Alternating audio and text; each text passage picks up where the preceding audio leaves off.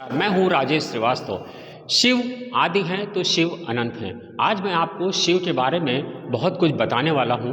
कहते हैं कि शिवरात्रि यानी कि काल रात्रि, इस रात्रि को भगवान शिव अपने दर्शन भक्तों के लिए रात भर जागते हैं और भक्तों को रात भर आशीर्वाद देते हैं। शिव का जो धरती पर कहा जाता है शिवरात्रि इसलिए मनाई जाती है क्योंकि भगवान जब दुनिया में दारुण दुख था तब भगवान घोर संकटों के बीच में पैदा हुए थे, इसीलिए शिवरात्रि को कालरात्रि भी कहा जाता है।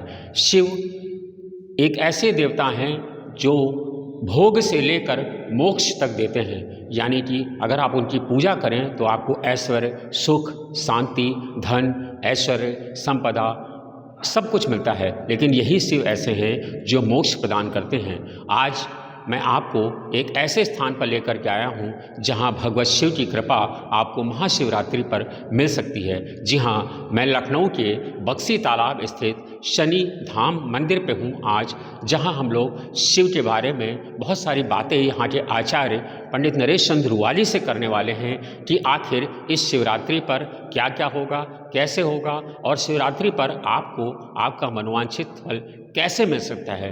तो आइए चलते हैं हम पंडित नरेश चंद्र रुवाली के पास, जिनसे हम समझेंगे कि इस शिवरात्रि क्या कुछ खास है आपके लिए। नमस्कार। जैसा मैंने आपको बताया था कि मैं आज इस मंदिर में प्रांगण में हूँ और यहाँ पर हमारी मुलाकात आचार्य नरेश चंद्र रुवाली जी से हो रही है। आचार्य जी नमस्कार।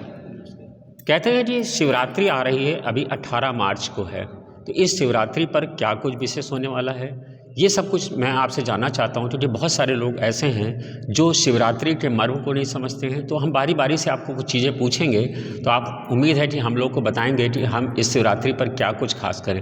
पहले तो मैं आपसे जानना चाहता हूँ कि इस शिवरात्रि का क्या खास महत्व है।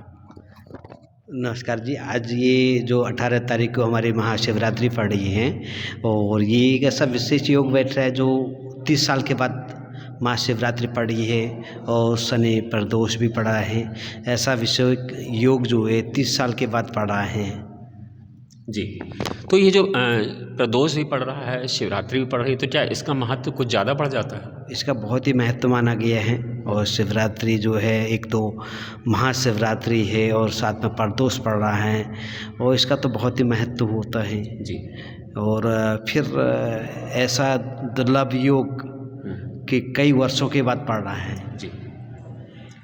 तो अच्छा जी, इस शिवरात्रि पर क्या कुछ अलग होने वाला है हर शिवरात्रि से, और इस शिवरात्रि पर किस तरह के लोग पूजन करते हैं? कहते हैं कि शिव का व्रत एक ऐसा होता है जहां बच्चे, बूढ़े, जवान, बीमार, महिलाएं सब कर सकती हैं शिव के। तो इस शिवरात्रि को कब से किस समय से व्रत रहना शुरू होगा, किस समय तक ख़त्म होगा, और इस व्रत को करने का क्या विधान है?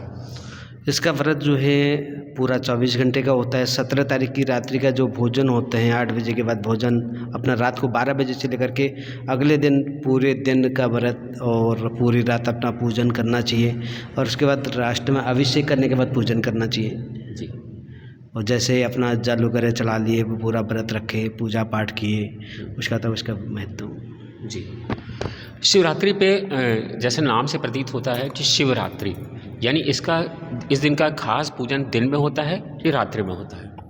सबसे इसका विशेष पूजन जो रात्रि का ही माना गया है। जी। रात्रि में 4 पहर जो पूजन होता है वही सबसे महत्व पूजन होता है जी। उसमें विशेष करके अपनी पूजा आराधना करनी चाहिए। शिव का अभिषेक दिन में करना चाहिए कि रात में?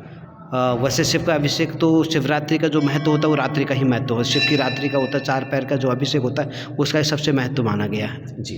शिव की रात्रि जो होता है जैसे शादी ब्याह जिस प्रकार का, वो भगवान का पूजन तो रात्रि में माना गया है शंकर जी का। जी।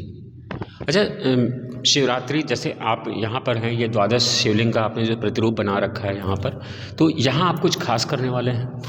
यहाँ पर पूरी रात्रि 4 पहर अभिषेक चलेगा शंकर भगवान का। जी। और इसमें सुबह अपना पूजन होगा, सभी भक्तों के द्वारा अपना अभिषेक करेंगे और फिर रात्रि में 4 पहर अभिषेक चलेंगे 8 बजे से 10 बजे तक, 10 से लेकर के 12 बजे तक और फिर 1 बजे से लेकर के 2:30 बजे तक और एक फिर सुबह 4 भोर में। जी। 4 पहर 4 बार आप इसमें कराएंगे रुद्राभिषेक? जी। तो ये रुद्राभिषेक जो आप कराएंगे इसमें क्या भक्त अलग अलग तरह के लोग आएंगे कि हर बार एक अलग भक्त बैठेंगे इसमें? हाँ, हर बार अलग अलग बैठते हैं। कुछ पहले से जुड़े हुए हैं तो परमानेंट आते हैं, उनको लाभ मिलता है, तो अपना परमानेंट जो जुड़े हुए हैं, भाई तांजा में बहुत कुछ मिला है करके बहुत कुछ प्राप्त हुआ है जी। तो अक्सर वो आते रहते हैं जी।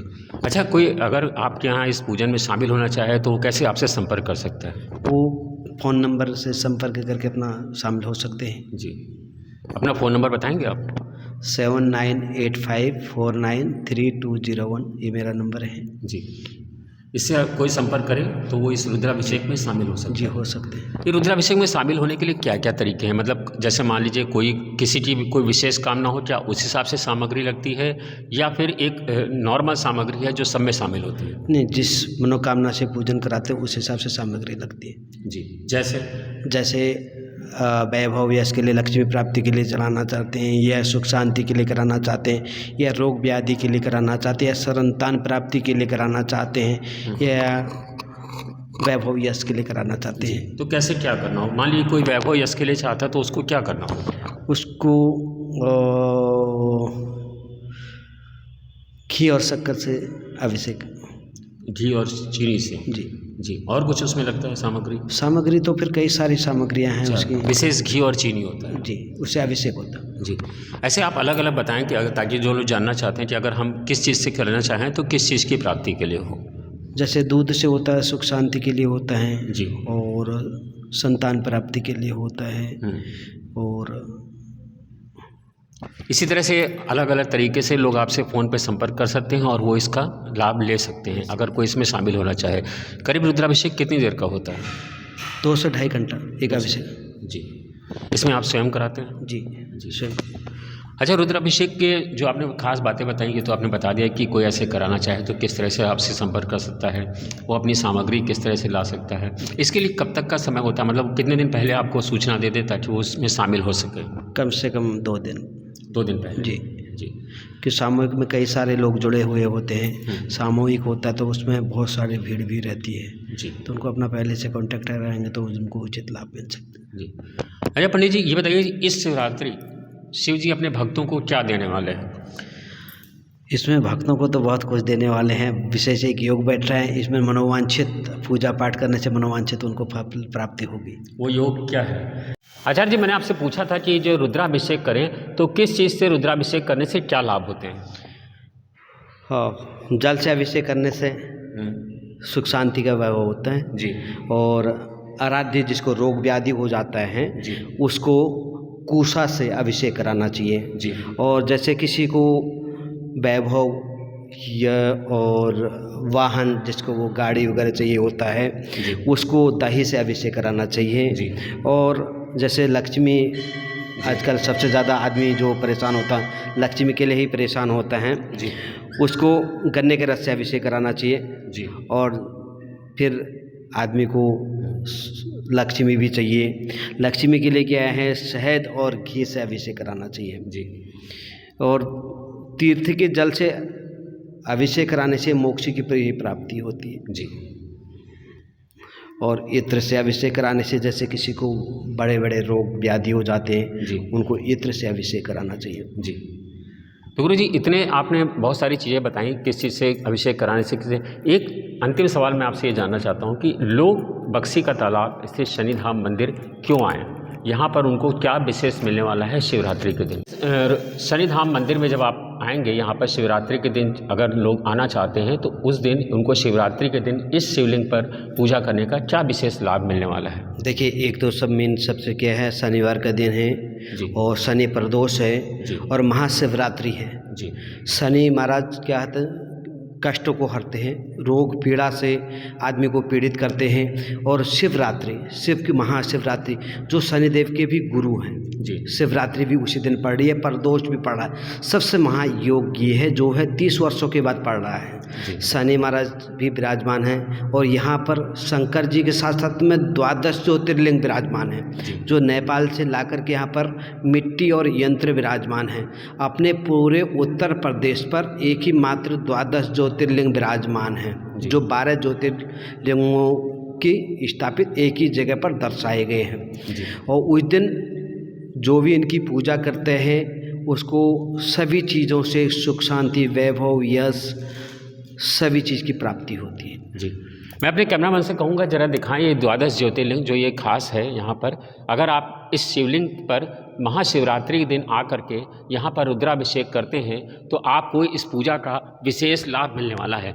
मैं अपने कैमरामैन से मैंने कहा है कि वो आपको इस शिवलिंग का बहुत विशेष पास से वो इसको ला करके दिखा रहे हैं। अगर आप किसी भी समस्याओं से छुटकारा पाना चाहते हैं या आपको कोई कष्ट है, कोई व्याधि है, कोई रोग है, कोई कर्ज समस्या है, कोई धन की समस्या है, संतान की समस्या है, तो आप इस द्वादश ज्योतिर्लिंग पर आकर के रुद्राभिषेक करा सकते हैं, जिसका आपको शिवरात्रि पर विशेष फल मिलने वाला है। धन्यवाद, शुक्रिया।